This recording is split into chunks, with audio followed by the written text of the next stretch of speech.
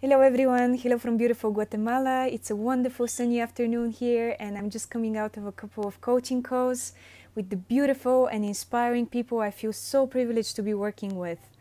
And there's been a pattern that has emerged in our conversations that has felt very resonant for me, and I thought it might be something that actually relates to your experience as well as we move into the new year. You know, the new year is oftentimes this moment in which many of us feel this drive and this motivation to make these important decisions about our lives that have to do with letting go of things that are no longer serving us and moving into something else, something new. And this letting go, it can be, letting go of a project, letting go of a job, letting go of a relationship, a friendship, a place where you have been living, a habit, an older sense of self, really, of some kind of identity you've created for yourself that is no longer serving you as you're moving forward. And what I'm finding very interesting in this process that I haven't been so aware of before is the importance of inviting into this process of letting go its opposite, the opposite of letting go, which is the letting in, the welcoming back in, or as I like to call it, the collecting of ourselves, the collecting of pieces of ourselves that we might have left somewhere in the past, in some key decision points in our involvement in this project or in this relationship, in which we felt like, oh, I cannot move forward in doing this unless I reject this part of myself. And this might not necessarily have been something conscious. It might have just been something that created some pain for you, and eventually you had to make some choice and you just made it. And it's something that is actually pretty known in shamanic cultures, where it is believed that there is this important turning points in our lives, and oftentimes that is in our childhood, but it also can be in our lives as grown-ups, where something difficult or traumatic happens, and that difficult or traumatic thing, it creates some pain, and a part of ourselves, it is believed that actually a part of our soul takes that pain and leaves with it. And afterwards, further into the future, that part of ourselves will come back in when we're ready for it, or when we intentionally sit down, name it, and bring it back in. And why is that important? The way this came to me in my own personal experience was actually in my work with mushrooms, with this medicine, or this spirit that has been so supportive of my journey.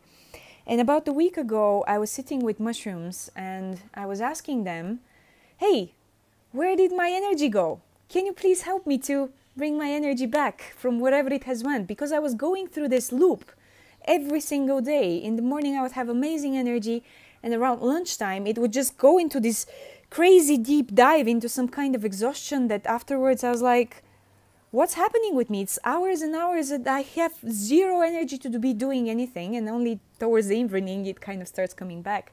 And so I came to the mushrooms and I was like, okay, tell me, what do I do with this?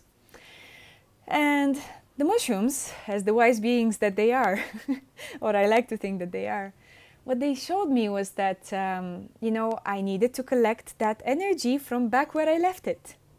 And that had to do with the project that I was involved with for about 2 years and that I was in the process of leaving. And they pointed me to specific moments in my involvement with that project where I had left certain pieces of myself behind. So I'm going to give you an example.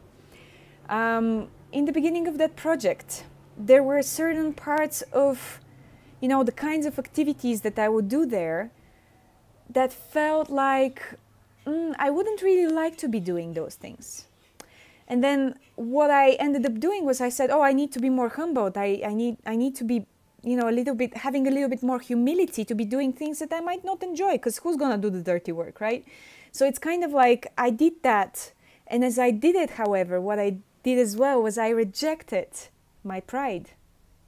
And so in that process of working with the mushrooms, it was like, okay, I need to welcome my pride back in. And so I closed my eyes and just invited my pride to arrive back into my body and really felt that in my body. there was another turning point in which I felt like, oh, there's something I need to be doing to be in service to this community that I wouldn't really like to be doing it. And what I had done in that moment was I had rejected my selfishness. And so I had to take this mindful moment once again to welcome back my selfishness into myself. And once again, I felt my energy growing as I did that. Finally, there was a third moment in which I felt like, oh, I needed to be responsive to all of these people coming in, and I needed to, just favor that at the expense of being strategic, at the expense of seeing things in perspective and acting on what is important rather than just responding to those people and whatever the situation was calling for. And so what I needed to welcome back in was the strategist. So, these are just some examples, and in your case, it's going to be something completely different. But what I would really suggest, based on all of this experience that I'm sharing with you, is that if you're in the process of letting go of something, that you take this mindful moment, whether it's in journaling, in meditation, in ritual, in whatever way it works for you, to really revisit some important turning points in your involvement in that project or relationship or whatever it is, and see, is it possible that I have rejected some parts of myself in this turning point? And can I welcome that back in? And as I welcome that back in, just allowing yourself to really feel that, to really feel it in your body, feel where it's landing in your body, how it feels in your body as you bring them back in. And just allow for your energy and for your wholeness to return together with that as well. And I feel like there's one more important thing to mention here as you do this work, that you come from this space of loving awareness that is holding both that part that you favored in the past and also that new part that you had rejected. And really kind of like looking at them and welcoming them both as parts of yourself, rather than, this becoming the era of whatever it is that you rejected at the expense of the other thing, right?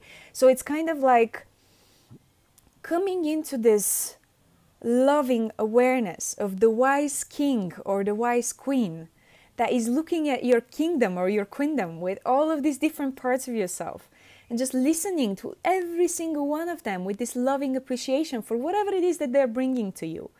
And from that space of awareness, being the decision maker that in this specific situation, I might go with what this part is suggesting, but I love all of them. And in this next situation, I'm willing to welcome this other part as well. And I feel this is very important also when it comes to the way we go about making decisions moving forward, because, these decision points, they're going to come again and again for us, right? So as we move forward with some new decisions, taking this mindful moment to really kind of sit down, close your eyes, see all the different voices from this loving awareness, and then decide what is it that you would like to do as the king or the queen of your life, really, of your inner world and your outer world as well. And I hope that this exploration and this share has been useful to you. And I wish you a beautiful 2021 with growing sense of wholeness, with growing sense of energy, and with growing sense of creating more and more of what your heart desires. And if there's any way in which I can serve you with my coaching work or with everything that we've been buzzing around with and creating in the playground, I would love to meet you, and I'd love to explore this together with you. Sending you lots of love from beautiful Guatemala and wishing you a wonderful day and a wonderful year ahead.